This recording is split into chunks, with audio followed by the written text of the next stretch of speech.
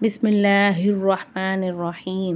الذين ينقضون عهد الله من بعد ميثاقه ويقطعون ما أمر الله به أن يوصل ويفسدون في الأرض أولئك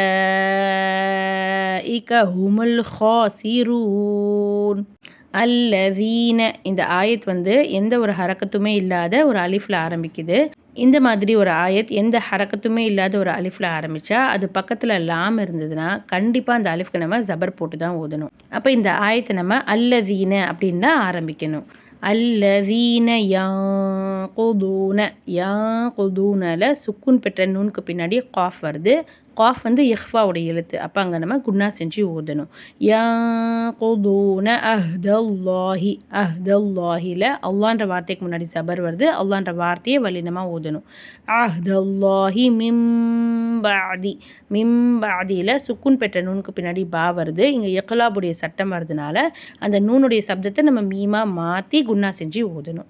மிம்பாதி மீசாகிஹி இங்கே ஆயத்துக்கு இடையில சாத் வருது. சாத் வந்தால் அந்த இடத்துல சேர்த்து ஊதுறது தான் சிறந்தது.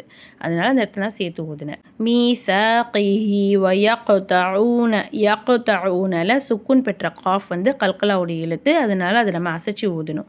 யக்தஊன மேலே பெரிய மது இருக்கிறதுனால 5லேருந்து 7 அலிஃப் வரைக்கும் நல்லா நீட்டி ஊதணும். அமரல்லாஹு இங்கே அல்லான்ற வார்த்தைக்கு முன்னாடி ஜபர் இருக்குது. அல்லான்ற வார்த்தையை வல்லினமாக ஊதணும். அமரல்லாஹு பிஹி இங்கே சின்ன மது வரதுனால 3லேருந்து 4 அலிஃப் வரைக்கும் நல்லா நீட்டி ஊதணும். பிஹி